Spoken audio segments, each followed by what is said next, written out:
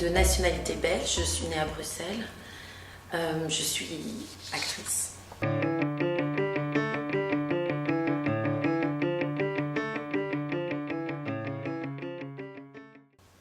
Et je travaille principalement en Belgique et en France, mais ça m'arrive aussi de tourner ailleurs ou dans d'autres langues. Là, par exemple, je viens de faire un film en Allemagne et en allemand qui sortira courant 2017 et qui s'appelle « Il était une fois en Allemagne ».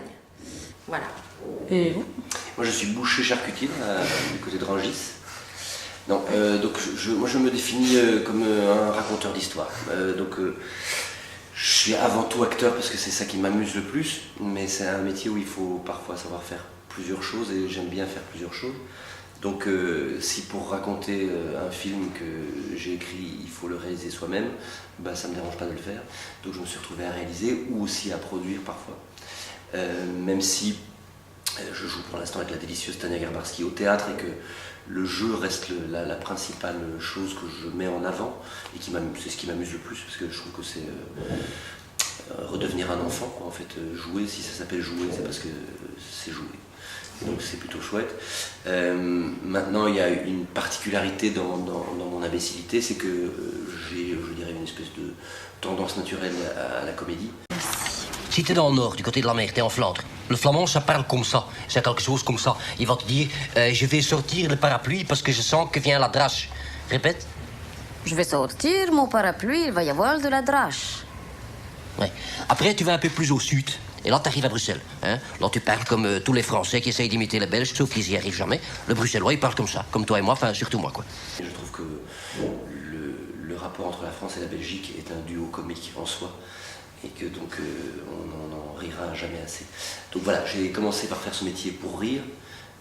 J'ai pas fait que des rôles comiques, mais c'est ce qui m'amuse le plus. Et curieusement, moi, mes maîtres à penser, ils sont plutôt dans d'autres arts. Donc j'aime beaucoup la peinture, par exemple. Et Picasso dit des choses assez utiles pour le jeu.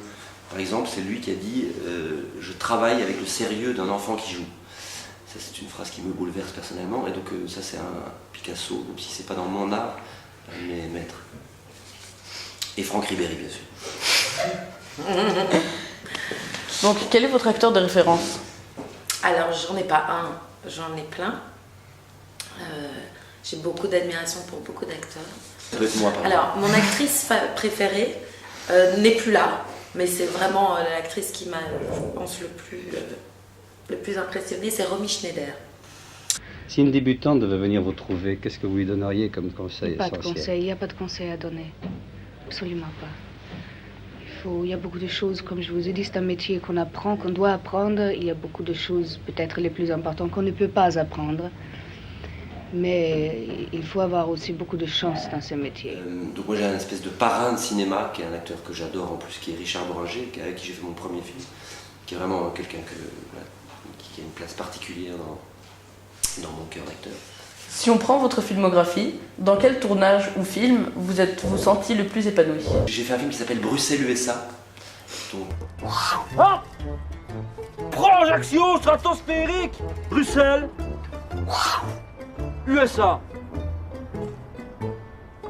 Attends, excuse-moi, Feu, mais t'es en train de me dire que tu veux catapulter ma mère en Amérique, c'est ça? T'es pas bien ou quoi? Yo, Paul. Quoi? On vend du rêve, là, hein? Ouais, bah réfléchis. Comment est-ce que tu fais pour l'atterrissage, alors? Ça, j'ai pas pensé. J'adorais jouer, et donc j'étais très très épanoui mentalement, et par contre physiquement complètement gelé, puisqu'on a tourné par -10. L'histoire, c'est en fait un fils qui va emmener sa mère dans l'avenue Besse aux États-Unis, sans bouger de Bruxelles, puisque comme elle est presque aveugle, il peut lui faire croire qu'il est aux États-Unis, tout en restant ici. Et c'est très très poétique en fait. Mais sauf que donc on a tourné en hiver, et comme on faisait croire qu'on était à Miami, on était en t-shirt. Et il faisait -10, donc nous avons souffert, mais avec beaucoup de joie. Y a-t-il des différences entre le cinéma belge et le cinéma français? Les meilleurs. Les autres ont déjà beaucoup ri d'eux, maintenant on commence enfin à les prendre un peu au sérieux dans le métier du cinéma en tout cas. Et donc je pense qu'il y a une façon d'aborder les personnages avec cette non-peur du ridicule qui est peut-être un petit peu plus corporelle.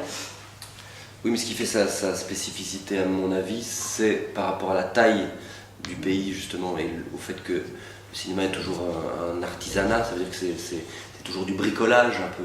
C'est-à-dire ce que vous faites ici avec 3 caméras et le micro, quelque part, avec ceci et votre bonne volonté et l'envie de raconter une histoire, il y a moyen de faire un film.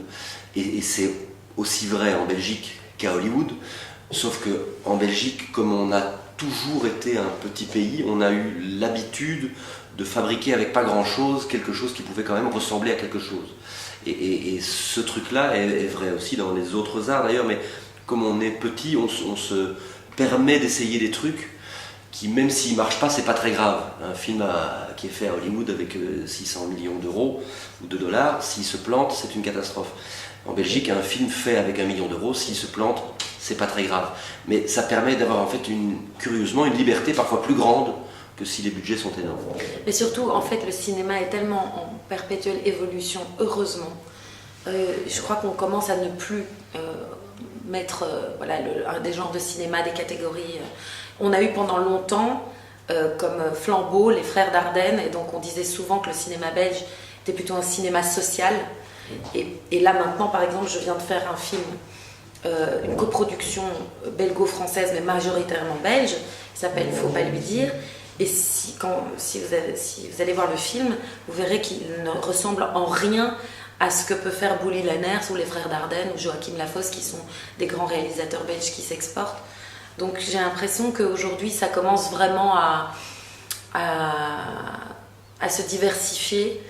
Ce qui était peut-être plus avant le cas en France, où il y avait plus de genres de cinéma, aussi bien des comédies qu'un film social ou qu'un film policier.